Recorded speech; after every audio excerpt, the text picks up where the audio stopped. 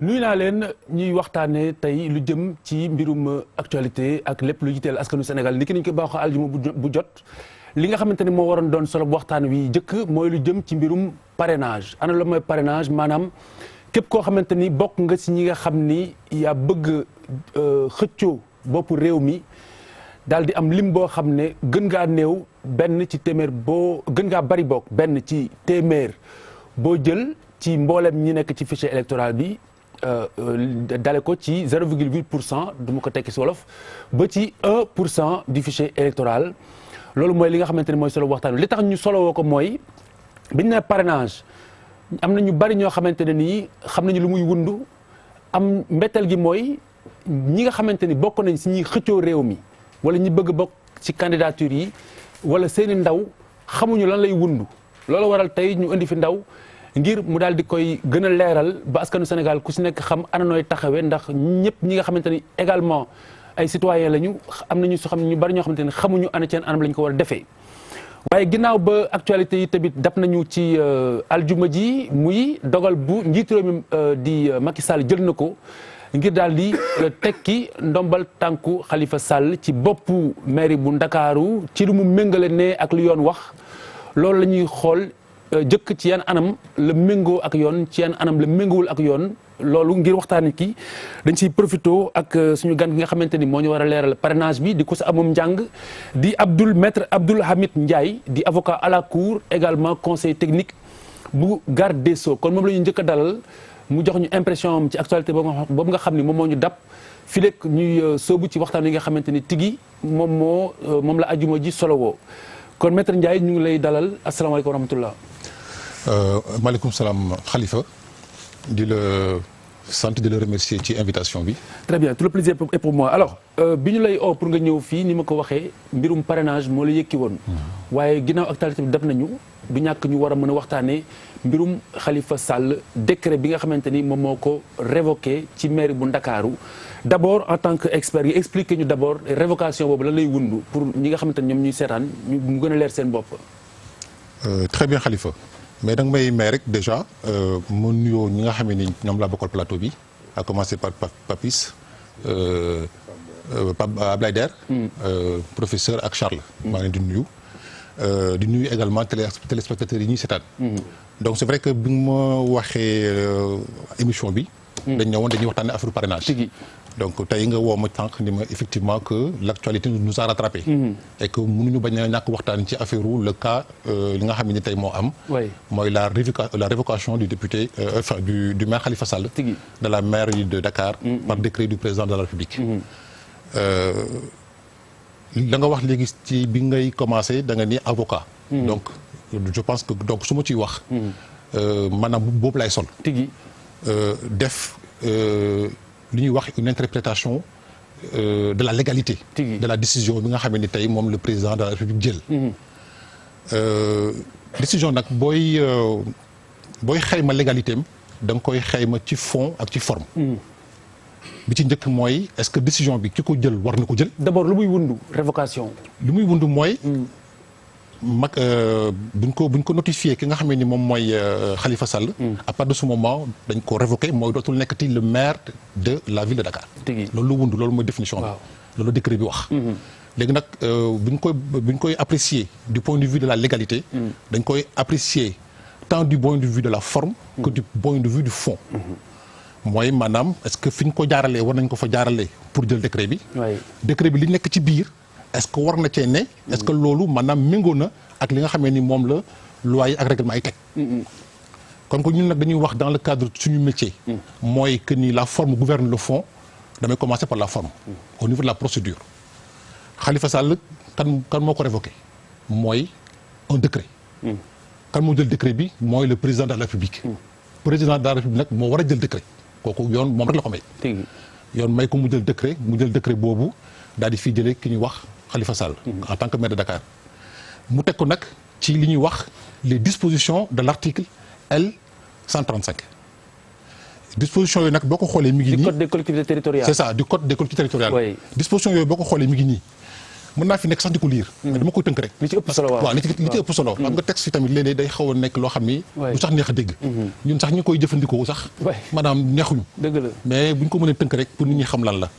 donc maanaam article boobu di article 135 ngeen baal ma. du code des collectivités territoriales. dafa wax ni effectivement que le kuy maire wala ngay effectivement conseil municipal bu ñu la condamné. war na la mën a révoquer par décret du président de la République. loolu la article boobu wax.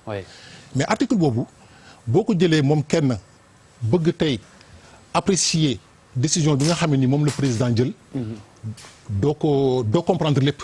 il faut nga am beneen article boo ko booleel mooy l' article 140 du code comment dirais-je des collectivités territoriales. article boobu nag l' article 140 moo wax maanaam. condition yi nga xamee ni. bépp maire maanaam bu ko def c'est-à-dire que ku am tey lu ñu la condamné. article boobu mooy listé mooy énumérer en fait li ñuy wax les infractions.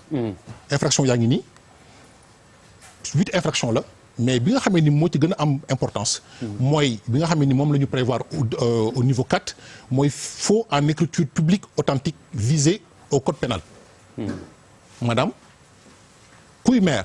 wala ngay conseiller municipal. boo defee ji yii ñu listé fii. mën naa ko lire. ñëpp xam ko ma lire ko wala bañ ko lire. allez-y ma lire ko donc dañu wax ni voilà c'est ça. sans que la liste soit limitative les fautes énumérées ci-dessus peuvent entraîner l'application des dispositions de l'article 135. mooy article bi ma waxoon léegi. naa ci ñëwaat ñu ne fait yooyu mooy lan mooy des faits prévus et punis par la loi instituant la Cour des comptes. Utilisation des deniers publics de la commune à des fins personnelles ou privées.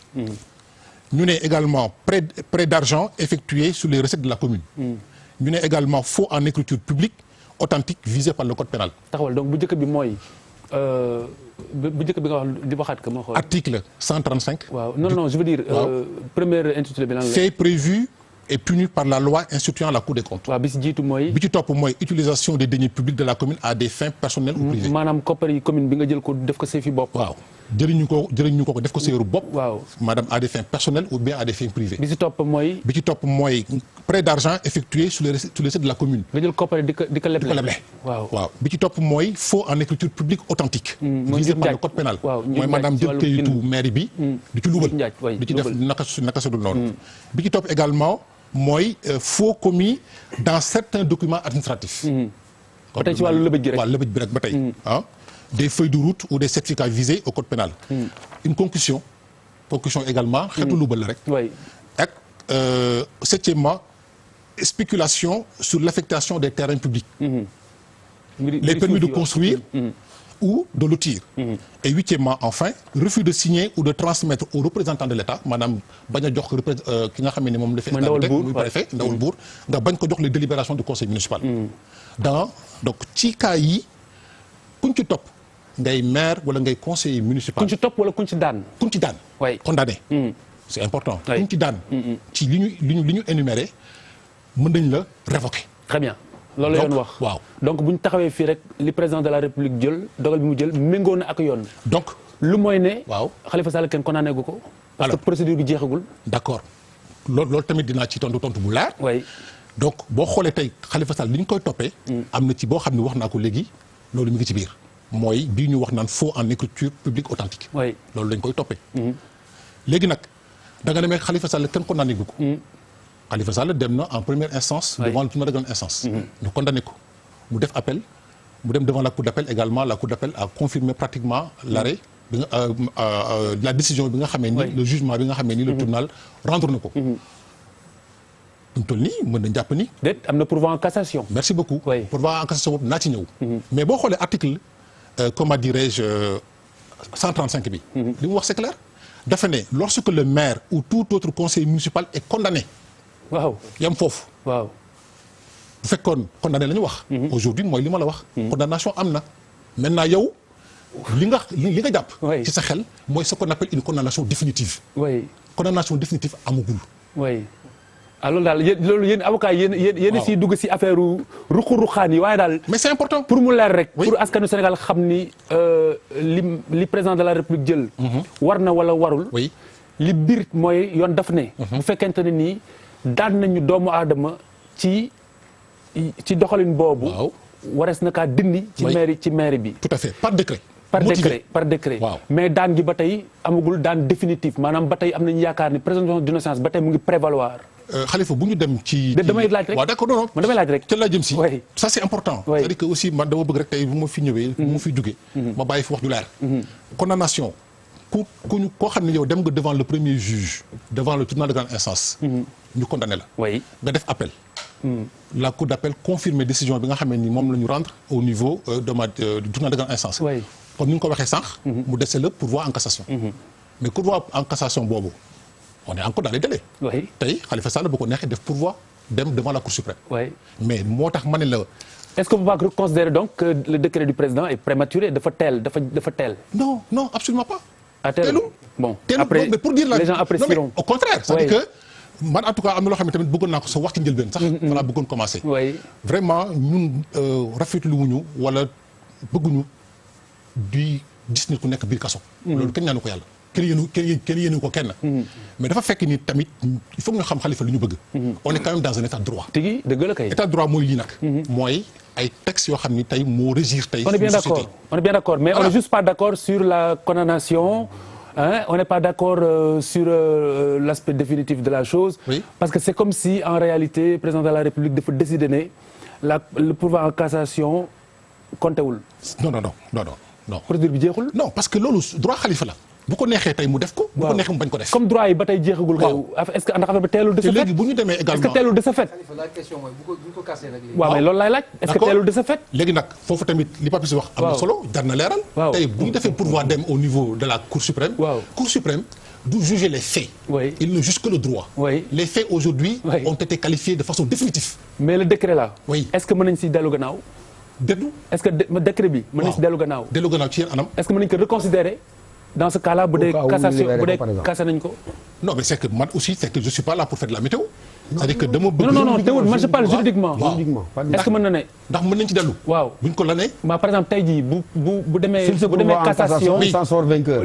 est-ce que le décret devient est-ce que décret bi dañ koy attaquer wala dañ koy annuler wala lan. décret bii tey ñu jël. waaw décret bii le président jël. waaw définitif jarul sax maanaam Khalifa Sall. kon jarul muy sonal boppam. non mais ma daayal Khalifa. oui c'est important ce que je veux dire.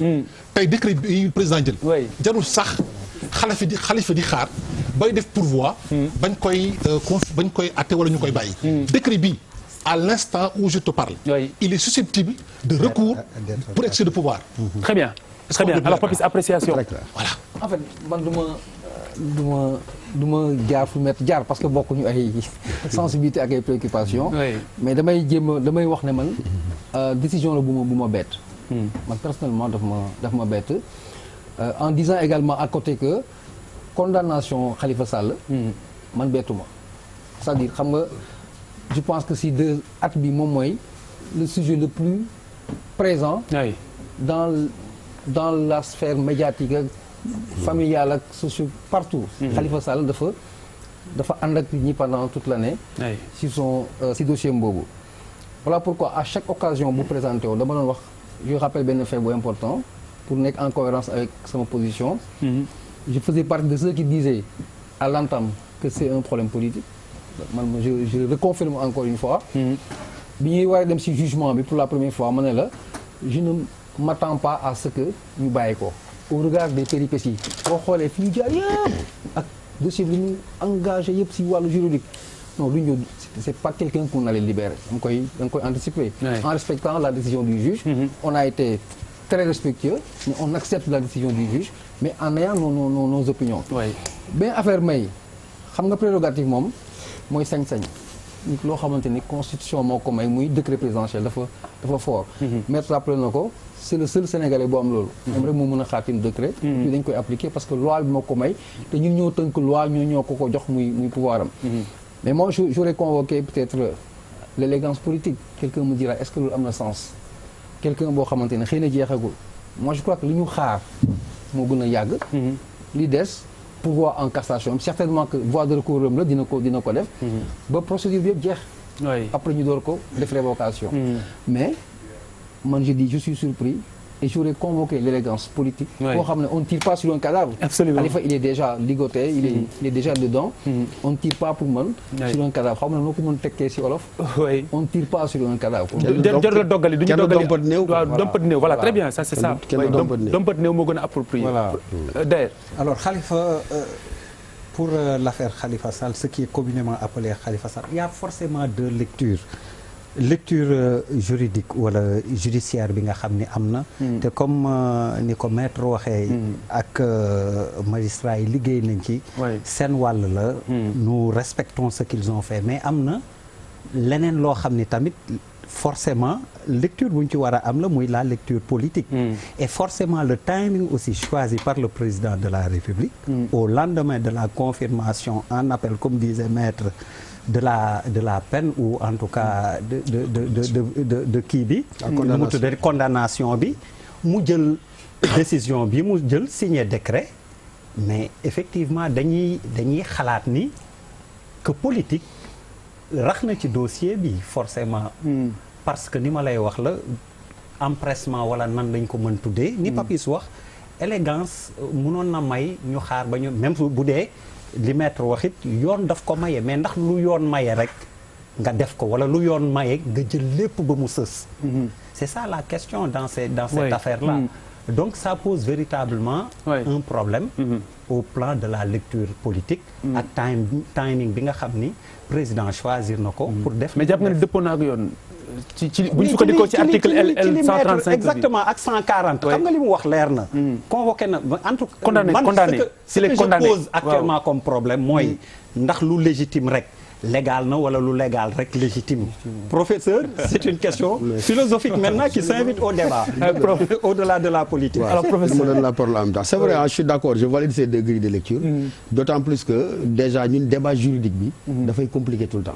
parce que xaw ma lu ma jaaxal question majeure yoo xam ne dafay am impacté sur la vie politique nationale bu ñëwee mais xam naa droit moo demee noonu daal. je n'ai pas envie de dire que le droit dit ce que le juge lui fait dire waaye daal dafay doy waar sur une même question nga dégg 50 points de vue diamétralement opposé ba ci nekk fondé ko sur un argumentaire juridique donc loolu tax na ñun profane yi entre guillemets duñu dugg ci débat boobu et je crois que la pertinence ni ko Papis waxee ni ko Pape Ablaye waxee n'est pas liée au caractère légal ou non parce que boo gisee nit ñi di ci xalaat di ci inquiété wu ce n'est pas que mu war a conforme ak li yoon may chef de l'État ou pas du ma la jàngal ne du ma ko jàngal kenn am na loi am na également esprit des lois parce que bu fekkee dañoo nekk ci situation boo xam ne am na encore possibilité pour que ki nga xam ne yoon am na lu mu teg ci ndoddam mu def recours maanaam mu delluwaat fa nga xam ne war nañ ko mën a atteaat ba lenn mënul tere sax ñu njort ne mën na fa amee ndam bu dee ci droit rek lañ ko teg bu fekkee ci ëllëg sa da ngaa yeewu ne tekki nga ndombo tànkam parce que ay prérogatives lu ñu la may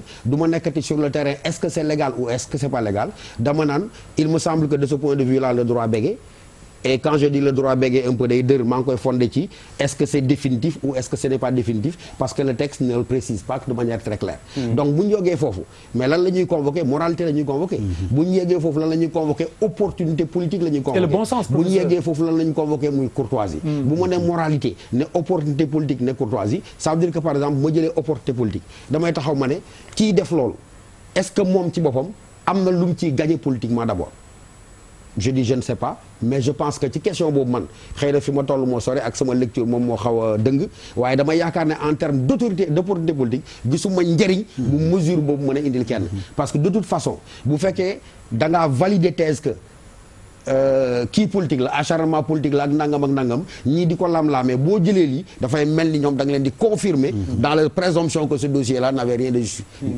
bu fekkee da ngaa jël beneen élément bi ma ne courtoisie bi la courtoisie je crois voudrait que comme ab citoyen la te wax yëg yàlla dañ ko waxee yoon may na ko jeexalagul ay possibilités lan moo fi jar précipitation ci mu ko mënee tuddee noonu ba ñuy tekki ndombu tànkam mu mel ni yàkkamti woon nañ daan bi egsi ba ñuy tekki ndombu tànkam bayan bi mooy terme bi Papis indiqué élégance parce que quand même démocratie du noono démocratie doxal yoon la waaye doxal yoon boo xam ne dafay ànd ak li nga xam ne moom mooy indi dal parce que bu fekkee yoon application am dafay indi fitna damay yaakaar ne defee ko noo xam ne dina indi dal defee ko noo xam ne du indi benn jiixi jaaxa ci xel askan yi dama jàpp ne ci sama xam gàtt loolu mu may gën en terme très simple non c'est que balaa may jox Charles xam dama la si yokkal bon sens waaw parce que li jaxasee xel yi mooy man mënuma gëm ne président Macky Sall li ko wër yëpp si ay borom xam-xam ci wàllu yoon dinañ ko jëlloo décision bu nit cuunee bu fekkente ne ni cuune googu confirmé wu moom laa wax en terme d'opportunité politique dama la ñett laa teg ma ne opportunité politique bi est-ce que mu ngi fi boo paree man la courtoisie bi est-ce que mu ngi fi boo paree may la comme ni ko Papis waxee est-ce que moralité bi mu ngi fi opportunité politique bi mooy ki def acte boobu est-ce que loolu dina ko jëriñ maanaam yokku dara jaam ci fa mu toog est-ce que loolu dina ko wàññi c'est une question qu'on peut se poser parce que bu fekkee ba mu jógee sama yoon newul ci mais am na ñii taxaw ne lii politique dong la amul lenn lu ciy dëgg am ñoo taxaw ne ay faux en écriture privée prouvé nañ ko kon dëgg la mais comme que am na ñoo xam ne dañu woon politique dong moo ko laloon boo gaawee jël dogal bi est-ce que ñooñu duñ ne sa waay kat politique la woon parce que wone na ne yàkkamti woon na donte dese na ko ab possibilité pour mu pourvoir en cassation xaarul sax possibilité boobu mu daal di toppi ndaw tàng donc loolu moom mooy problème bi son problème comme il l'a dit d'élégance de moralité mais également de courtoisie et également mais de l'esprit même de la démocratie parce que démocratie moom ci dal lay ànd même bu ñuy appliquer loi yi dañ leen di appliquer en tenant compte de beaucoup de facteurs que bind loi yi moom xam na ko Montesquieu dafa naan loi am na mais esprit loi am na parce que esprit loi mooy dal mooy règle démocratique voilà waaw Khalifa dafa am fu nga jund touché fa te ñun mu am loo xam dañ ko jàng mooy baatin la mooy je sais pas comment dire un verset Dieu préserve-moi de mes conseils partisans car ils me mènent à ma perte dëgg xam nga Khalifa la même loi buy jox président prérogative ce sont ces mêmes lois qui donnent à Khalifa Sall toutes les voies de recours. tigi dëgg la kay. la justice. tigi boo ko waxee est juste. nga yaa ngi pléonasme. tigi justice. tigi maanaam quand tu es un président de la République. tu es le garant de ma justice. tigi dëgg la. est-ce qu'il est le garant de la justice de Khalifa Sall aujourd'hui? en théorie. tey est-ce que wane na ko non. tout se joue non attention condamnation. non attention moi je suis pas convaincu. non attention. il y a ce qui explique les condamnations par rapport aux collectivités locales. Nous n'en sommes pas là. Nous sommes à ce qui a été fait. Un geste, un acte, un décret. Le président garant de notre justice n'a pas été le garant de la justice de Khalifa Sall aujourd'hui. Le président de la République, chef des armées suprêmes, souverain international, gardien de la Constitution. dama ne président de la République waxuma partisan, waxuma chef de parti. waxuma koo xamante ne élection nga jëm. dama ne président de la République. moi c'est au président de la République que je parle. parce que l'acte qui est posé, le décret qui est pris par un président de la République. mais yëpp sottiwul. mais balaa nga jël décret la peut sortir. mais tey ma nekk conseiller parce que j'ai eu la chance de l'avoir été je dis mais c'est pas possible. bu fekkente ne je suis là pour les intérêts supérieurs de la nation. et du pays de mon pays. C'est pour ça que je parlais de bon sens. loolu non du question non du question bon sens. question lan la alors. dootul question bon sens xam nga conseiller. bu partisan lu nga bëgg wala loo xamante ne moo leen doy si loolu ngeen di liggéey. mais le procès d'intention qu'est-ce que les conseillers viennent faire non parce que là tu décrètes que les conseillers sont partisans ça c'est autre chose. non hier matin. ouais, mais je vous ai écouté vous savez. ouais mais tu peux pas dire n'importe quoi non plus. Écoutez, je ne dis pas n'importe quoi et ça à chaque fois da ngay wax affaire boobu mais c'est pas n'importe quoi. il y a eu un procès hier aux environs de 12 heures entre 10 heures ou 11 heures à 12 heures. c'est prononcé. cour d'appel. Le président a voyagé ce matin pour la Chine. C'est information bu ma jot. Un décret, ça va des collectivités locales, ça va à la primature, parce que c'est le ministre concerné, ça va à la primature, qui l'envoie au secrétariat de la présidence, qui le met sur la table du conseiller juridique du président, parce que le président ne sait pas tout, et qui lui, après, dans un parapheur, met sur la table du président. Vous imaginez qu'entre hier matin et aujourd'hui, nous sommes à moins de 24 heures. Tout ça mu def. Rapidement. Au nom de quoi? De rendre la justice.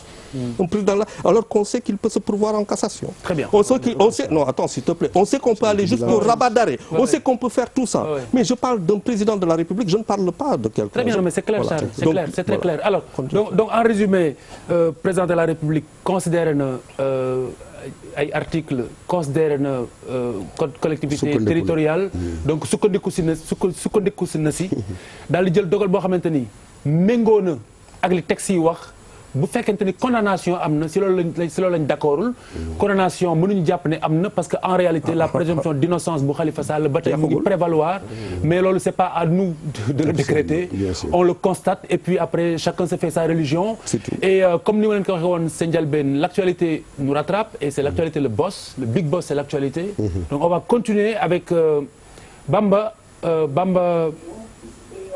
comment qui est en ligne kan moo nekk en ligne Bamba Fall bu Médina Bamba Fall bonsoir est-ce que mën nga fay télé bi comme ça nga déglu ñu ak sa téléphone pour fat décalage bi Bamba Fall bonsoir. Allô. Oui Bamba Fall yaa ma dégg. Oui sa télé. Bamba fayal télé bi s'il vous plaît monsieur le maire. waaw kay waaw Bamba yaa ma dégg. waaw maa ngi lay dégg. alors dama c'est appréciation par rapport bon j'imagine hein mais. nga wax que dugg na du teew ñuy nataal. donc li nga xam ni moom laa ciy wax tey. dégguma la sax ne mën naa wax noonu directement. oui. waaw li nga xam ni moom laa ci wax léegi mooy Khalifa Sall ci boppam. sànq bi mu yégee nouvelle bi pratiquement yóbbante na ci ñun pour ñu waxtaan ak population bi waxtaan ak waa Dakar yi ko faloon mais li nga xam ni mën nañ koo jàpp mooy dañoo xamul ndax Sénégal ci royaume la ñu nekk wala ci république la ñu nekk ndaxte fi ñu toll nii même ku jàngul droit. xam nga ni pourvoi bu fekkee ne mën nga koo defaat. mu dem cour suprême. yaakaar naa ne une fois ñu def ko décision boobu dafay daal di nul. avocat boo fa toog li mu wax dafa nekk ci nguur gi tax te ñemewul wax leneen waaye li mu wax xam nañ teg ko ci dëgg. parce que dëgg bi mooy lan Khalifa Sall n'est pas encore condamné c'est un présumé innocent man ak moom ak keneen la ci yem.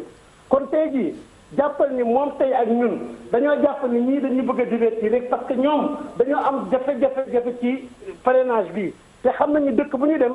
ñi ci bëri Khalifa Sall la ñuy xaar te Khalifa Sall bu nekkee candidat yóbbu leen deuxième tour. waaye Bamba loolu beneen wax la léegi monsieur le maire. monsieur le maire loolu beneen wax la léegi li ma la bëgg a laaj mooy si vous êtes tant convaincu que de toute manière li ñuy def lépp si wàllu tribunal wàllu yoon lépp cinéma la si vous êtes tant convaincu est-ce que jar na ngeen def pourvoi en cassation est-ce que leen toog jàpp si yàlla du coup. il faut être conséquent non mais attendez si vous êtes persuadé. que dem si yoon tout ça lépp amul benn njariñ doo leen toog jàpp si yàlla kon. waaw non jàpp si yàlla ak li la yàlla jox. waaw te yaakaar naa ne jàpp si yàlla comment nga dafa am foo koy teg. damaa bëgg nit ñi xam Sénégal xam ni. décision bi ñu jël ñun ébranlé wuñu. parce que bu talaata incha allah parce que amoon nañu 6 jours de recours fii ba mardi. mën nañoo def recours. très bien te balaa mardi dañu def recours te bu ñu defee recours. muy condamnation muy décret bi yëppay dem ndox ma yëppay nul. très bien kon yaakaar naa dañuy rassurer population bi di rassurer lenn. ni ko décret bi ñun teguñu ko fenn faale wuñu ko sax. du décret dara Bamba. Bamba, oui, il assume ce qu'il dit, mais bon, nous on ne laissera pas dire, on ne peut pas dire à l'antenne, décret bi, teguñu ko fenn, ça, bon, écoutez, c'est une institution, le décret, c'est signé par le président de la République. On peut dire les choses dans le respect, Bamba, monsieur le maire. Oui, bah oui, mais avec respect, monsieur le maire, la politique, c'est pas non plus l'insolence. Oui. Khalifa man ragaluma li may wax dama ni la ci jamono pré-campagne lañ nekk boo xam ne ci parrainage lañu nekk. oui décret bi génn moment bu mu warul génn. oui décret boo xam ni dama la Khalifa Sall condamné wuñ ko. on est d'accord condamné wuñ ko parce que. recours yi jeexagul. on est bien d'accord dañuy dem pouvoir en cassation. dëgg la donc bu décret génnee. kaay Macky Sall politicien la. chef de parti la. ñun tamit politicien lañu. dafa am lu mu bëgg ñu am lu ñu bëgg. tigi kon bu fekkee abus de pouvoir yàgg na fi am. dëgg la kon dañu jàpp ne abus de pouvoir la. qu'est-ce que vous envisagez de faire qu'est-ce que vous allez faire léegi la ngeen nar a def. de toute façon ñi avocats yi réunion nañu ba pare ñoom dinañ dem cour suprême déposer ko te une fois ñu déposer ko rek mooy décret bi dem na ndox ma. condamnation bi dem na ndox ma ba keroog cour suprême di prononcé wu. très bien loolu mooy dëgg. très bien merci beaucoup. merci beaucoup monsieur le maire donc on est bien d'accord. Je pense que comme ni ko monsieur le maire de la Médina waxee Bamba Fall comme ni ko Papis waxee ak nit ñëpp li tey suñu xel mooy condamnation définitive amul on est bien d'accord. Donc du coup le décret moom il le dit autrement moi j'essaie d'être plus euphémiste bon hein. mais on a induit le président en erreur. non li may xalaat mooy est-ce que président de la République. est-ce que dinañ ko bàyyi muy def loo xamante ne nii. méngoowul. d'accord léegi nag côté boobu nag foog ma wax. parce que il faut nga wax leer Baba si. non c'est important foog mu leer parce que lii tey seen xel boobu. su ngeen ma dégloo ma wax ba mu leer. seen xel dootul tey. dafa non bien sûr Charles. je veux bien Charles je veux bien. non ma gis la nga ñàkk fi tooy xel si foog ma yow rek yaa fi jàkk. yow rek yaa fi jàkk. on fait confiance maître. yow rek yaa fi ñàkk. tooy xepp laa la wax. expliquer. Charles dafa am ñu am tàngoor. c'est chaud. Toi t'arrêtes pas de rougir quand t'as des émotions arrête. c'est ma nature. il va rougir ah maître il va rougir. ay correct xoolal mu ko duggee dugaat ko bu fi biri ma nekkoon léegi mu rougir. nous les Français. toi le français. Khalifa li ma bëgg a wax ci point bi. c'est extrêmement important. il faut que ngeen déglu ma Sénégal yi déglu ma. mu leer une bonne fois pour tout ci xel nit ñi. alors on revient. parce que non non y a pas de souci. mais vous le laissez terminer. on revient aussi. Charles boo bëggee nañu autour tour de table. mais c'est moi votre interlocuteur. merci beaucoup merci beaucoup. interprétation non non déedéet Charles je pas prononcer ce mot. faites comme si Charles n'était pas là. dama ne. oui génnewuma sama gémmiñ ba léegi le mot interprétation. dama ne ngeen déglu ma rek. ñu ngi la déglu ma wax ak yéen. bismillah wax ak également téléspectateurs yi ñuy déglu. affaire bi leer ci bopp ñëpp. allez-y Khalifa. décret bii président jël tey.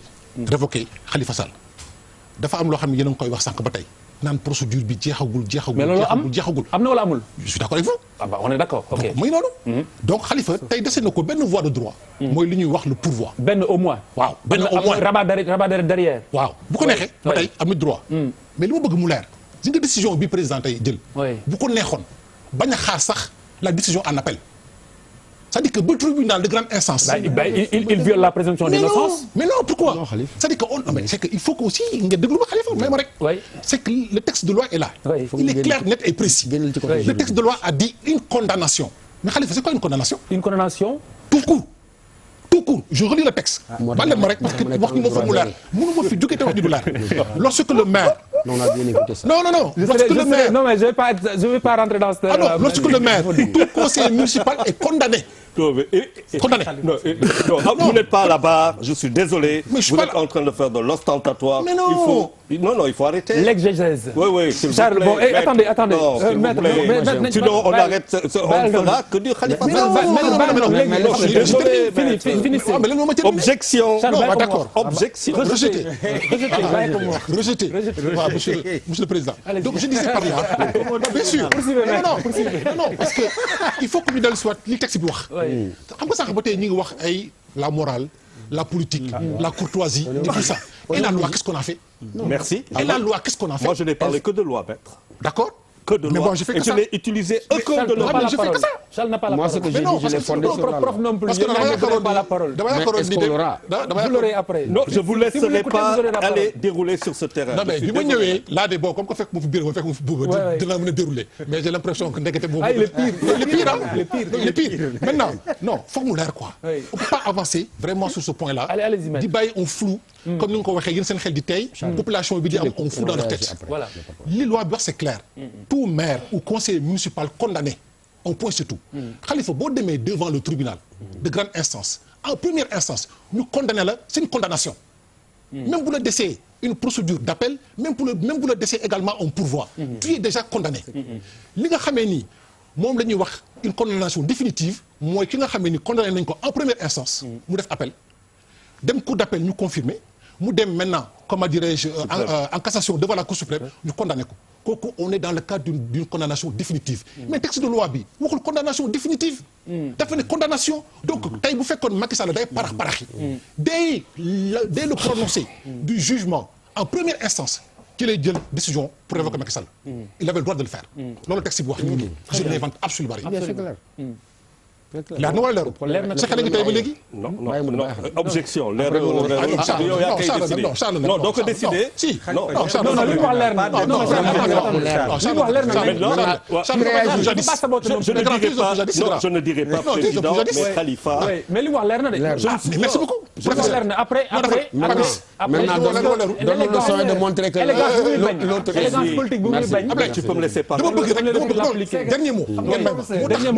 dernier mot ñu jiital li nga xam ne ñun tey. moo ñu fi tax a toog sax tey ci plateau. parce que je peux pas parler. attends Papis. Donc bàyyi mu terminer on réagit. dama bëgg rek. d'accord élégance courtoisie politique tout ce qu'on veut mais dafa am loo xam ne moo jiitu loolu yëpp mooy la loi et la loi c'est l'expression de la volonté générale il faut l'appliquer c'est que le président Macky Sall a fait en appliquant la loi les dispositions du code général des collectivités territoriales en ces articles 135 et 140 on est d'accord on a une personne qui a été condamnée condamnation tout court même aujourd'hui même si on est en appel et qu'il reste encore en voie de droit condamnation tout court on n'a pas parlé de condamnation définitive ñëpp comprendre nañ léegi dama bëgg rek dama bëgg léegi balaa may jox parole keneen ku mu mën a doon nga leeralal ma rek benn affaire tey jii bu ñu demee en cassation ñu cassé kii bi condamnation bi qu'est-ce qui se passe mais léegi moom naa la wax sànq pourquoi parce que président mën na xëy lundi teg délégation spéciale. Tu peux pas le laisser parler plus que tout le monde. Non, Khalifa il est en train de jouer votre jeu. Absolument pas. Il fait votre jeu. De toute façon, c'est moi qui laisse parler donc je vous laisse parler. Merci beaucoup Khalifa. Parce que lii dafa am importance.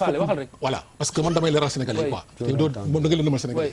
Donc je veux dire par là que mais pourquoi Khalifa et éventuellement ses conseillers di xaar ba ñuy dem en pourvoi ba ñu koy bàyyi wala war koo bàyyi décret bi ñu jël tey bu leen neexee suba ñu def un recours en excès de pouvoir. Très bien. leer na. xam nga j'avais pris la précaution à l'entame ma ne du ñu dugg ci l'aspect juridique. parce que maître il va nous bouffer bu ñu ko toppee nii xam tu sais pourquoi non attends tu sais pourquoi parce que jamais il n'a été remis en question la légalité du texte musuñu ci wax. prérogative président on l'a rappelé. c'est prérogative. loi bee ko may. textes yi quand on faisait ces textes là. Khalifa Sall sax yi nekkoon maire. c'est des textes qui ont été préconçus pour tous les Sénégalais et pour toutes les maires. pour toutes les ñu génnee Khalifa Sall donc dama bëgg ñëwaat si maire siège bu mu dem. ne on ne remet pas en question la légalité de tout ça tout c'est vrai. mais dañu ne il y a le mais qui a toute sa valeur et son sens. tigi dëgg la. mais man li may wax mooy. genre dans la c'est-à-dire déjà au départ. précisé naa ko ñëpp fàttali nañ ko c'est-à-dire maître man naa la man dugg sax dugg foofu. parce que déjà profane bi ma doon. xam nga bi nga may dañ ciy def tour de table ma taal rajo di déglu quoi mais sur la même question 50 points de vue totalement opposés man je perds mon temps quoi. waaw non je ne sais pas si dama lay wax le fait. de la radio que tu merci. je en live. bi moo baax. déet pourquoi bi moo baax ñooñu c'est des personnes compétentes. c'est des universitaires et cetera. donc tout de suite waaw ma continuer sama raisonnement je me suis dit je perds mon temps je n'y comprendrai absolument rien. parce que ku nekk da nga koy fonder comme je dis en droit. donc j'ai un petit problème moi. lii d'accord naa ne leer na. mais da ñuy concéder ni am na loo xam ne man damaa bëgg nga tuub ko. xam nga ne nga ma la loi n'a pas affaire à la courtoisie. la loi n'a pas affaire à la morale. la loi n'a pas affaire à l'élégance la loi elle a affaire à quoi alors moom la loi elle cesse de non question oratoire la je réponds à ma question. ça devient quoi. prof bàyyi ma tontu la. non bàyyi ma dem. waaw ñëwal. non mënoo ma tontu foofu parce que ba ma fa bëggee tontu. dafay mel ni finalité loi. mooy loi. te finalité loi du loi. non mais maître dafa daanu foofu. la loi da nga daanu la loi ça veut dire que on peut même pas considérer la jurisprudence. de ce fait. non seulement ça sax ça veut dire simplement. dëgg la mais loi moo jur jurisprudence. on est d'accord maître. loi moo jur jurisprudence. mais maître xam nga tamit bon. donc la loi elle est dans son essence humaine. et je crois que avant tout humaine. ou elle l'est pas. et ensuite dans sa finalité. je crois qu'elle est morale. je crois. donc bu ñu évacuer morale. évacuer toutes les valeurs qui accompagnent la morale. la loi tout court. dama ne ñun on n'a pas de problème avec la légalité ou non de ça. mais ce qui nous intéresse man ñett laa wax ñett. dama ne politiquement est-ce que am na opportunité. kenn discuté wul que c'est dans les prérogatives du chef de l'État mu def ko. mais est-ce que politiquement am na opportunité. am na bu ma neexee man waaw bàyyi ma yeggali. deuxièmement ma yaakaar ne bu fekkee dañuy jongante sur le champ politique. am prérogative warul tax ma exercer ko ba mu jeex ba may joxe impression parce que finalement loi bi ak lu mu baax ak lu mu efficace jeexital bi moom mooy askan wi. oui toute condamnation n'étant définitive. li nga ne lu mu doon. toute condamnation n'est pas définitive à partir du moment où tu as des pourvois. donc loolu laa wax il faut comprendre. toute condamnation n'étant définitive. c'était une antiphrase. n'étant définitive. mais foog nga yokk. waaw sinon non toute condamnation n'étant définitive cela renvoie à une seule chose. bi lu muy wax c'est que cela ne s'applique que pour une condamnation définitive. xam nga maître. non si je suis désolé non vous n'avez rien compris parce que du français peut-être. non c'est de la contorsion langagière. non le maître non attends contorsion langagière. non Khalifa je suis désolé tu ne peux pas laisser tout le monde parler et quand je parle tu fais dans la diversion. non mais ça non. oui que tu sois d'accord ou pas c'est pas ce qui est important c'est de me laisser parler qui est important. mais bu jubul ñu ne jubul. dama la ne waaw jubul parce que gisewoo ko noonu. non. dama la ne. kàddu yooyu jubul. c'est un avocat. oui. qui fait dans l'interprétation. mais non. vous l'avez commencé par le dire vous êtes un avocat vous faites dans l'interprétation. j'ai dit ça. vous avez ce qui a été dit. il Khalifa a juste dit qu'il est avocat. xam nga tout. mais laissez-le finir.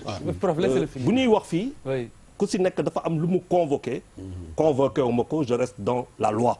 et je ne sors pas de la loi. je dis que le président est le garant de ma justice à moi. Oui. et de tout le monde de ce pays. bu fekkente ne il n'est pas lui-même en mesure de m'assurer que je peux avoir recours à toutes les voies qui me sont offertes par cette même loi. J'ai un problème. Très bien. C'est tout simplement ce que je dis. Maintenant, ce que vous dites sur la condamnation, je récuse. yow li nga wax leer na. Ce n'est valable que pour une condamnation définitive à partir du moment où des opportunités me sont c'est vrai que données. l'actualité mooy big boss bi te l'actualité moo commandé woon ñu tàmbali ak mbiru Khalifa Sall mais du ñàkk ba dina may évolution te dinañ ko gën a yaatal. oui prof waaw juste après. et donc li nga xamante ni moom mooy mbir mi fi mu nekk nii mooy pour si tënk rek mooy njiitu réew mi jël na dogal ngir daal di tekki ndombal tànku Khalifa Sall ci boppu maire bi ndax yoon dafa ne am na jëye yoo xamante ni buñ ko tuumaalee nit ba daan ko si warul la nekk type maire foofu la njiitu réew mi sukkandiku sauf que nag ci taxaw seetlu Khalifa Sall daan bi ñu ko daan donte daan nañu ko daanati ko ba tey am na possibilité demaat si yoon te buñ demaatee si yoon daan boobu mën naa teggeeku kon loolu moo tax ñu ne ndax njiitu réew mi dafa parax-paraxi wala parax-paraxiwul ndax dañu ko conseillé wul ni mu gëne wala conseillé nañ ko ni mu gëne loolu beneen débat la mais dinañ si ñëwaat ci ni mu gën a yaatoo li nga xamante ne moo ñu fa indi tey di mbiru parrainage bi si la ñuy bëgg a sóobu laata loolu ñu dalal suñu gan gi nga xamante ni mu ngi jógee ba Ndar di soxna Nafissaar Dabo soxna Dabo bonsoir. Bonsoir. Madame Dabo massa coono parce que vous avez voyagé da nga wàcc si oto bi rek toog fii ci plateau bi vite fait juste le temps de se maquiller te yow tamit war nañ la rëkkal junjung yi ndax jigéen bu mën góor nga danaa si dikkaat léegi si anam yi mu gën a yaatoo bi góor ñëpp dawee yaa taxaw. waaw faa ñu leeral ko après. alors maître affaire parrainage jamono ji dañu seetlu ne ñi nga xamante ni sax ñoom ñooy candidats yi à la candidature wala ñi ñu yebal pour ñu jëlee leen seen i fiche de pour parrainage bi xamuñu sax lan moo leen fa yóbbu parce que gis nañ sax ku ñëw war a bi ñu préparé émission bi loolu génn na si ku ñëw war a retirer ses fiches daal di indi ab liste ne dama ñëw pour déposer sama liste on va où maître il faut nga leeral les candidats d'abord à la candidature qu'est-ce que c'est que le parrainage et la moo taxoon ñu oolu leen. tout à fait donc loolu dinaa ko leeral. bon même si dans l'affaire de la mairie de Dakar pareeguma ci woon mais bon. non mais on va y revenir au second point. on va y revenir. bés bu sa copain Birima ñëwee. avec plaisir. on vous rappelle. voilà c'est ça. ça fera trop affaire. ah non affaire. allez-y. mais Charles non da nga far. bàyyi Charles waaw d'accord ok très bien waxal rek. non affaire parrainage bi. aussi bon comme ni nga ko waxee. en premier lieu. moo taxoon nga invité moom ma ñëw toog fi ci plateau bi. pour maanaam waxtaan ak askan wi. lu jëm ci loolu. parrainage bi nag bu ñu ko bëggee comprendre dañ koy tënk ci ñetti volets. mooy lan mooy parrainage bi nga xamee ni moom la ñu mettre en place. nu ñu koy doxalee ak bu ñu ko doxalee parrainage boobu lu muy dur comme en termes d'implication. et de conséquences. mais avant may dem foofu rapidement de façon très brève da nga may rek ma wax lu tax man ma war a mën a wax ci parrainage. parce que dafa fekk ni wax nga ko bi nga commencé sa émission avocat là c'est vrai. mais je suis le conseiller du ministre de la justice. donc keroog bi nga xam ne dem nañ assemblée muy défendre texte bi de façon brillante devant les députés maa ngi woon ci ginnaawam toog. donc am na foofu lu ma fa fekkee. ñu jógee foofu assemblée mettre en place benn comité boo xam ne comité boobu moo doon un comité de suivi pour le parrainage. waa Sénégal. waaw xam nañu ne kuñ fi oo. li tax ñu oo la. c'est suffisamment justifié. c'est ça les communautés très peu de temps. waaw. vous êtes la personne indiquée pour en parler. donc bien sûr donc foofu nag boo gisee ma ñëw ci deuxième aspect boobu. mooy comité boobu nga xamee ni moom la ñu mettre en place. après la révision de la constitution. dafa am ñu ko seqoon. man nekkoon naa ci en tant que représentant du ministère de la justice. Ministre de l'Intérieur également mi ngi ci woon. La direction des élections mais également les partis politiques. La majorité mais également les non alignés mais également l'opposition. Tous les acteurs. ña nga fa woon toog ñu waxtaanee la suite mooy les modifications du code électoral. bu juboo tënk lépp dem jébal ko président. avant loolu sax def nañ li ñuy wax le benchmarking. mooy jóge nañu fii. dem Praia dem Pologne xool parrainage ñu ngi koy doxalee ci yeneen dëkk yi. dellu si waat nag xam ni lii mooy li nga xam ne tey moo gën ci ñun. ñu war ko mën a doxal. lan mooy parrainage dama koy wolofal. mooy ngemb. ngemb mooy lan tey dañu jëm ci benn compétition électorale. mooy élection présidentielle. ñu ne léegi ku war a dem ci élection présidentielle yi ay xayma ci un nombre de Sénégalais dañ laa war a ngemb pour nga dem ci compétition électorale boobu. parce que loolu moo doon xew auparavant avant la réforme constitutionnelle. citoyen bi nit da daan jóge fee ñëw damaa bëgg nekk président xool ni man mi remplir naa li ñuy wax les conditions d'éligibilité. daal di préparer sama candidature fexe ba mu remplir ce qu'on appelle les conditions de recevabilité. nga dem déposer ko devant le conseil constitutionnel. am sa 65 millions sa poche moom la fi Abdoulaye Wade tegoon déposé. mais léegi bëgg naa nekk président. ñu commencé nag ubbi campagne électorale lëmbi dëkk bi ba ci cappaandoogu nag ñu ne population yi kaay leen wote loolu la ñu inversé. population ci citoyen boobu nga xam ni moom moo nekkoon mujjantal ga moom la ñu jël nag léegi teg ko ci kanam ni ko yow yaay wax léegi kan nga bëgg. mooy dem ci jongante bi. Félicitations maître parce que traduction bi nga traduire parrainage bi. waaw pour man c'est la meilleure. merci beaucoup boobu ba tey parce que voilà. donc parrainage mooy. au lieu ñuy dem. à l'élection dañuy ngemb d'abord mbër yi. ku nekk ut koo ngemb pour mu dem sa làmba ja. tout à fait waaw donc loolu c'est important. te nag aussi ñu war a xam ni parrainage bi tey ñu ngi koy waxtaane mais du ne gulet au Sénégal. oui parrainage yàgg na fay am. bien sûr lu yàgg mais bi ma ciy jël rek exemple. pour parler de façon assez récente. 2007 ak 2012. boobu fekk na ni nag c'était pas généralisé comme aujourd'hui. boobu ce sont les indépendants. ñoom ñoo amoon l'obligation de présenter des parrainages. 10 000 parrainages. Mame Adama Gueye dem ci élection. Modou Lo Yoro Dia ñoom ñëpp. en 2007 ñu dem ci élection yooyu. en tant que des candidats indépendants. parrainés. ñu ñëw 2007 borom kër gi tamit. bëggoon bokk ci élection présidentielle yi. déposer ay parrainage am malheureusement ñu daal di koy invalider. parce que amuloon assez de signatures suffisamment de signatures. non c'était des signatures invalidées. déposé woon na mais bi ñu vérifié. on a dit à Youssou Ndour que tu n'es pas capable d'avoir 10 000 signatures. non mais d'accord mais dans en tout cas non si. mais c'est ça la vérité. non signature non conforme. ce n'est pas le débat. voilà on reste très peu de temps. dogali maître. léegi bi nga xamee ni loolu am na ba bëgg ñu xam ni kon parrainage duñ ñu fi ne gulet au Sénégal. très bien tey ñu bari dañ koy découvrir dans parrainage li nga wax leer na fi léegi waxal ci candidat yi parce que kuy dem di jëli sa fiche di joxe. waaw maa ngi ñëw léegi nag à partir de ce moment léegi nag loolu nga xamee ni moom loolu ñu tegoon pour les candidats essentiellement indépendants la ñu yaatal te léegi képp ku bëgg dem élection ngay candidat indépendant wala ngay candidat présenté par un parti politique ou bien une coalition de partis dañ lay parrainer le fichier général da ngay indi 0,8% au minimum wala 1% au maximum. des na boobu mooy première condition bi. deuxième condition bi mooy ci biir xayma boobu chaque région du Sénégal 7 régions du Sénégal. bu nekk da nga faa war a am 2000 parrains. au minimum au minimum. ñu daal di tënk au minimum 7 yoo xam ne dañ fa am. 2000 ba muy 14000. nga daal di jël li ci des nag mottali ko yaa xam ci yeneen régions yi. wala dans la diaspora boole. ba lépp mat chiffre bi ñu la jox. mooy 0,8% du fichier électoral. nga déposé ñu naan nag léegi nag am nga droit nag dem ci jongante ga. li nga wax nag aussi dëgg la. man boo gisee tey bëkki démb ma jël sama bic bind benn article. nga lire ko. jàpp ne xëy na peut-être article bi am na sens. ba tax nga invité ma. mooy li nga wax léegi. absolument dama toog direction des élections. bëkki démb. bi ñu convoqué les coordonnateurs. pour jox leen les fiches. benn waaye daal di ñëw jël feuillam daal di ma ne dama ñëw pour déposer sama këyit ma ne ko sa këyit mu ne waaw ma gis këyit bu mu ko laaj réew mi noonu waaw mu ne non laaju réew mi dafa ñëw ne moom je suis signé monsieur tel dama wax turam je veux parrainer tel candidat donc dafa ñëwoon jour boobu pour déposer son parrainage bi ma ko xoolee te wax day am firnde maa ngi taxawoon nag sama benn xarit Mamadou Aïssa Ndiaye mës na ko fi invité conseiller du ministre de l'Intérieur ma woon ko ma daal ne waa ji non du tey nga war a déposer sa parrainage yow da ngay dem toog fa nga nekk candidat bi am na tey ku mu désigné mooy le coordonnateur mooy ñëw jël ci fiche yi ak clé USB bi bu ko defee moom le coordonnateur désigner li ñuy wax des délégués régionaux désigner également ce qu'on appelle des collecteurs ñoo lay fekk fa nga nekk ni la nag léegi da nga bëgg a parrainer tel candidat nga ne waaw ñu daal di jël am ay mentions yu ñu relevé nga signé ñu daal di koy sa parrainage daal di valable. très bien ñu ne déet na waaye beneen ndaw su jigéen bu nekkoon foofu ci salle bi daal di ne moom dafa bëgg a dem parce que dañu fa xawoon bari nag. parce que xam nga ni pour le moment on est déjà presque à 100 000. ah ouais, bah oui 94 déclaré. mais une centaine quoi. rien que ce matin 94. ndaw si ne dafa bëgg a dem. mais moom benn candidat moo ko yónni woon pour mu ñëw jël si les formulaires ak la clé. mais est-ce que mën na dem ba jéemi jamono parce que nit ñi dafa bari donc ma ne kii même en tant que ku ñu yónni comme coordonnateur xamul.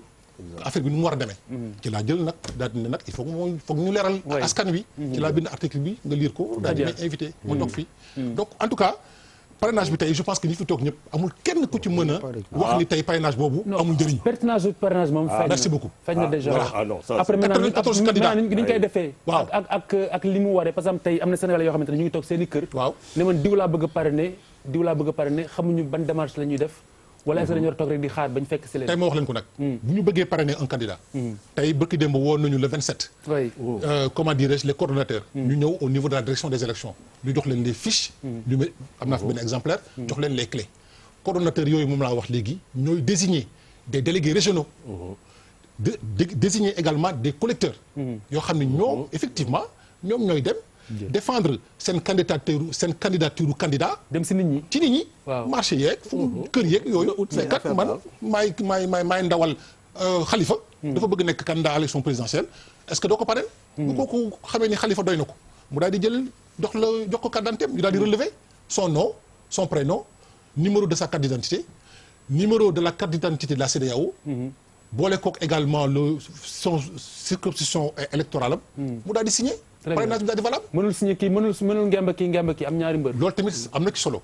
benn parrain bu nekk benn candidat rek la mën a ngemb. mënul ngend ñaari candidat donc tey man mii awma droit ñëw parrainer la dem parrainer professeur. dans ce cas qu'est-ce qui se passerait. day nul waaw bu fekkee ni à partir de ce moment. benn nit moo parrainé ñaari candidat boobaa. parrainage bi du nul. mais dañ koy vérifier par rapport à l'ordre de dépôt. bu fekkee le jour bi ñu war a déposer les parrainages au conseil constitutionnel. Khalifa ñëw na njëkk a déposer. professeur ñëw déposé ñu dañuy xool ne Khalifa moo njëkk a ñëw donc parrainage yu Khalifa moo baax parrainage bi nga xamee ni moom la waa ji defal pour professeur dañ koy annulé léegi bu amee ñu yore koppar nag di dugg ci marché yi di ko joxe pour ñu signer leen loolu moom yoon li mu ci wax c'est clair ku ñu jàpp ngay frauder wala ngay luubal ngir jéem a fexe am ay parrainage est-ce que kon waa Sénégal tey mën nañ jàpp ne képp ku ñu gis nga yore koppar di ut ay signature mën nañ laa booleex alkaati yi évidemment c'est-à-dire que yoon bi en tout cas li yoon wax c'est clair l'article 88 dafa ne di code électoral ku ñu jàpp ngay luubal ngay frauder lu jëm ci wàllu parrainage yeeg yooyu ngay collecteur ngay parrain ngay coordonnateur dañ la war a teg daan mooy 1 million de francs d'amende ak une peine qui peut aller jusqu'à 1 an de prison. Très bien alors les gars ku am beneen précision boo bëgg a laaj parce que là c'est suffisamment je pense que non man kay je crois que le débat c'est man parce que man enfin man maître dama bëggoon rek ñëw éclairer suñu lanterne. nombre important c'est très clair. non c'est pas clair. c'est pas un débat c'est pas clair. non dafa dama bëgg a laaj benn affaire. Khalifa il va falloir que tu gères autrement s'il te plaît. waaw non parce que que je te gère autrement il va falloir que je te gère autrement. non c'est très tendance et là si on y arrive je pense du baax si est-ce que dama non du baax si man tu sais très bien ce qui va se passer.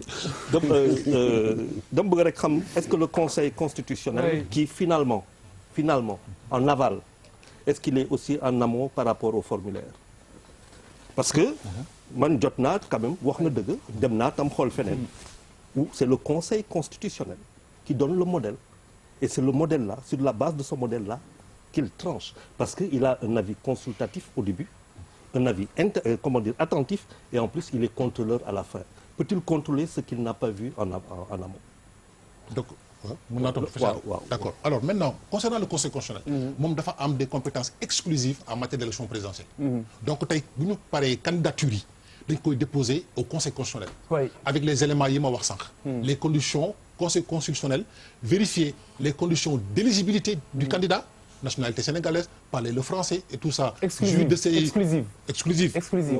jouir de ses droits civils et politiques non mais dama laaj est-ce que en amont waaw le conseil constitutionnel est déjà là. laissez finir. moom lay ñëw nag.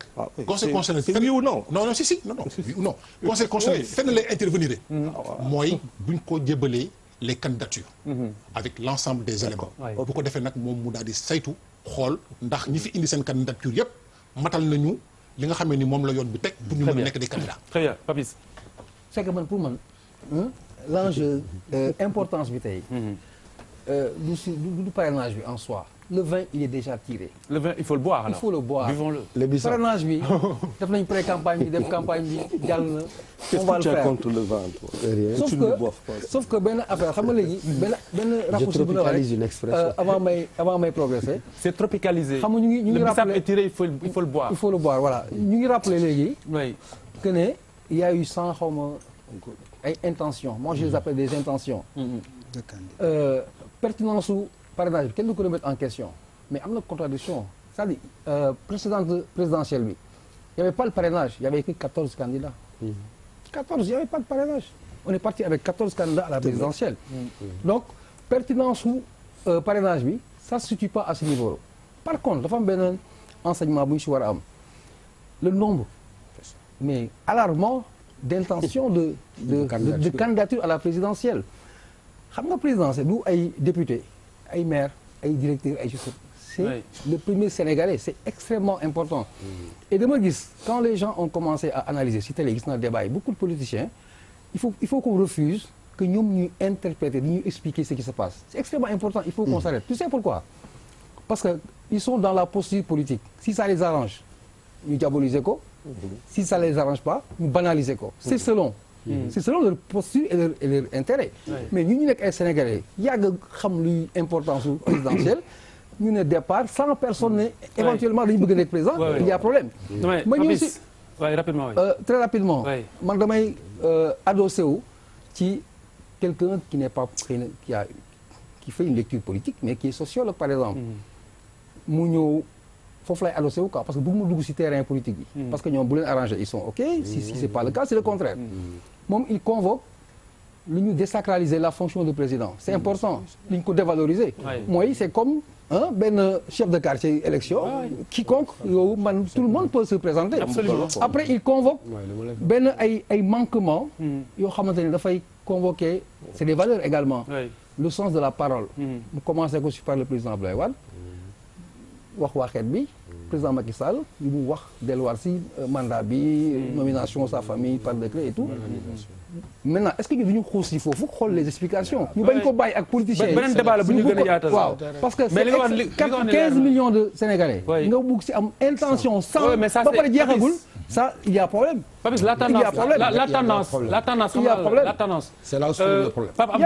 Pape Abdoulaye Der bu jëndee ñaari ordonnance si koñ bi dimbali ñaari père de famille ñu togg ab añ mu yaakaar ni mën naa yor réew mi. loolu rek moo yàq réew mi Khalifa am réew l'explication dépasse. il faut quand même tenir compte de li ma la wax keroog naa la réew moo xam ne boo waxee bu baax ñu tàcc la ñu ne tu peux être candidat à la mais on te l'a fait toi. mais je te dis réew moo xam ne foo waxee ñaari yoon ñu tàcc la ñu mais yow laajal réew mi on en est arrivé là pour te confirmer. Absolument. bu fekkente ne parrainage dafa moderne te du siy dem il faut quand même tenir compte de deux choses yu ma gis ci parrainage bi. benn bi partout fu ma ko xool muy France boo xam ne 74 la ñëw. ak yeneen dëkk. parce que c'est très moderne. conseil constitutionnel wala cour constitutionnelle. mais France c'est pas citoyen c'est pas un parrainage citoyen. non c'est un parrainage citoyen. d'élus. Non, je dis depuis 74 c'était d'abord citoyen après on est venu avec les élus. Ce que je sais c'est que c'est les élus. Voilà, mais attends, je sais bien que tu sais. Je sais bien que tu sais. On rentre pas dans les détails. Mais par contre, j'ai dit que quand non, c'est pas ça si tu écoutes. Oui. Je te dis, je t'explique. Dis-moi, Charles. fu ma gunte gis et le maître Ndiaye bu nu ma nekk c'est faux. Benn le Conseil constitutionnel qui contrôle et en amont et en aval parce que c'est de sa responsabilité. La deuxième chose, c'est la première fois aussi que le citoyen électeur qui va choisir son candidat ou pas forcément son candidat mais qui parraine. Il parraine ne veut pas dire qu'il a choisi son candidat. Il parraine. Il ne lui est pas obligé de choisir qu'un seul pour une seule personne. Non, de parrainer une seule personne. C'est une première ici, il faut aussi le dire. Ça, il faut le dire parce que parrainer un candidat est différent de voter. Léegi qu'est-ce qu'on a à quoi va-t-on assister dafa am loo xamante ne dama organiser lamb gis ko mooy face à face. Tey maanaam boo les 14 ou les 94 qui vont avoir chacun un parrain différent de l'autre pour ne pas être ajourné, n'est-ce pas, va se retrouver d'abord avec un pré-vote. Et c'est ça justement qui fausse l'esprit du parrainage. En tout cas, Charles Faye, ça fausse l'esprit. La mairie de Dakar, siège vacant. il est candidat boobu tey yaa ngi wax. non tu sais très bien. non attends non mais je veux dire tu sais très bien que je quitterai Jakaarlo pour la mairie de Dakar. mais attends dans sous peu je vous dirai que je vais vers la mairie. Il y a lui daf ñuy censuré. toujours ci parrainage bi mën naa. rapidement pour terminer. 2 points. non prof dañ ko gën a yaatal. affaire jeexagul de. parce que li mu wax ni parce que du qu'est-ce que le parrainage c'est pas ça l'enjeu. mais le vrai problème mooy Papis teg loxoom. qu'est-ce que le parrainage kay amul problème. on en a déjà parlé. c'est l'inflation de candidature. oui mais loolu jox naa la benn explication yow joxe nga benn. mais loolu nag parrainage bi tey. war na ko mën a dindi. cette inflation de candidature. buñ ci demee. tey ñi taxaw tey 94 yooyu wala 100 yooyu. loolu nga si bëggoon yokk wala. non maa ngi ñëw. li nga si bëggoon yokk lan la waaw moom laa ci bëggoon yokk mais moom. parce que là vous avez 30 secondes pour le faire. rapidement. oui 1 minute peut-être non. allez 45. donc pour wax professeur ni ko tey parrainage bi. mooy permettre tey. inflation de candidature boobu. xamante nañu suñu biir. ñi fi mën a yor Sénégal xam nañ leen. ñi fi dem jëli formulaire naan dañoo bëgg nekk candidat dañu xool ba ci cëppaandooga. est-ce qu'ils auront ce qu'on demande dans le fichier général. est-ce qu'ils les auront 2000 dans chaque région du Sénégal. mais li Papis wax sax dafa am solo. tey parrainage bi li ko undu mooy li fi jot a xew ci élection yi passé élection législative yi 47 listes 13 milliards pour un coup dañu dem ba finalement on a voté un dispositif pour permettre aux citoyens de prendre que 5 listes donc parrainage bi tey dafa doon loo xam ni c'était indispensable c'était indispensable moo tax ñu teg ko fii pour répondre également à Charles tey boo demee dans la un peu partout pas qu'en France dans la sous-région Mali Burkina Faso Tunisie ñoom ñëpp ñu ngi doxal parrainage Cap-Vert gi fa lañ jóge ba ki dem nga dem en Europe également boo demee Lituanie Slovaquie Pologne partout nit ñaa ngi doxal parrainage. Très bien, alors maître vous restez avec nous. Oui, mais avec plaisir. Deuxième partie bi tout de suite. Avec plaisir.